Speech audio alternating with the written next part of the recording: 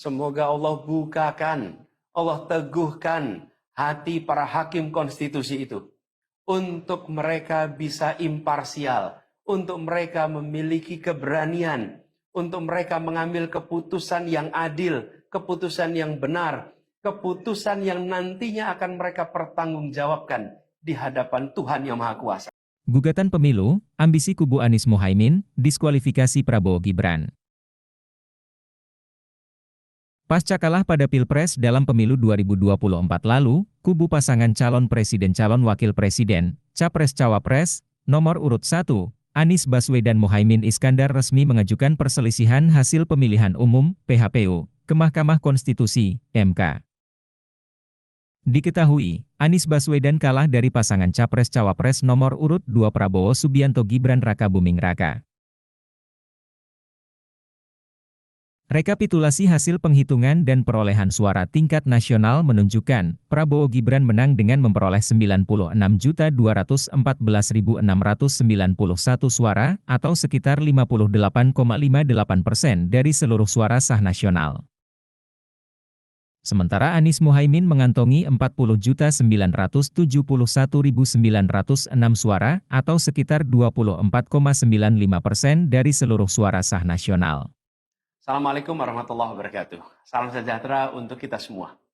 Saudara-saudara sekalian, hari ini KPU telah mengeluarkan pengumuman resmi yang hasilnya dalam versi KPU telah kita dengar bersama.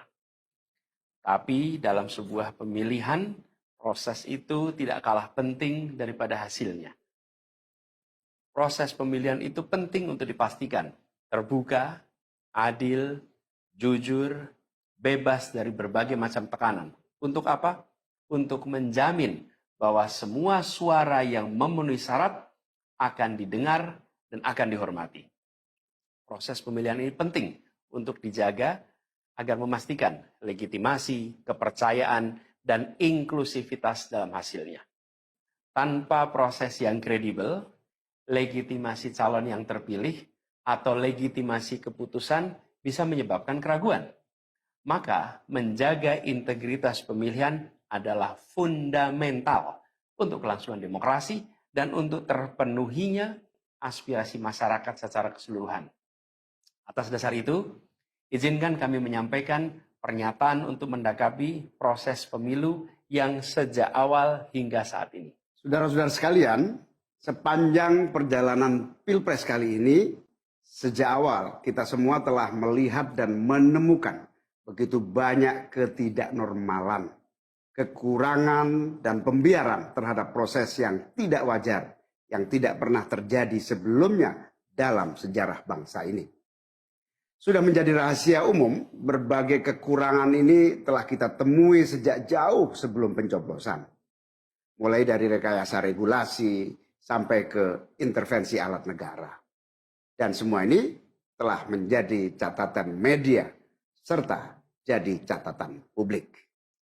Mas Anies dan saya maju pencalonan sebagai capres dan cawapres ini untuk membawa misi perubahan, menghadirkan keadilan dan kemakmuran bagi semua, menegakkan kembali demokrasi dan menunaikan janji-janji reformasi.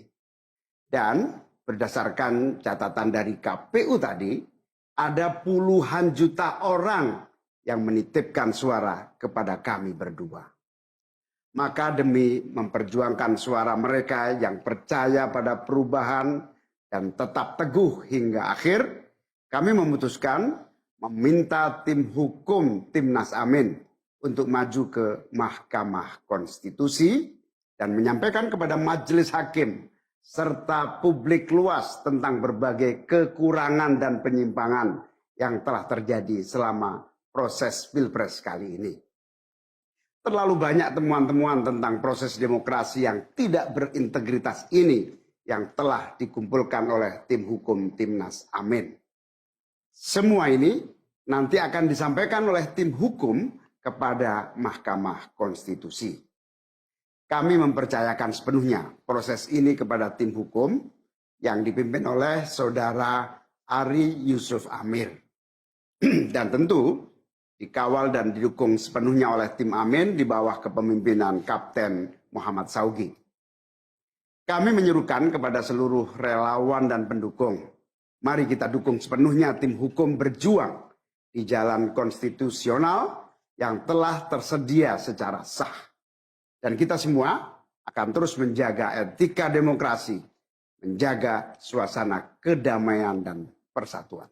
Download Tribun X sekarang, menghadirkan lokal menjadi Indonesia.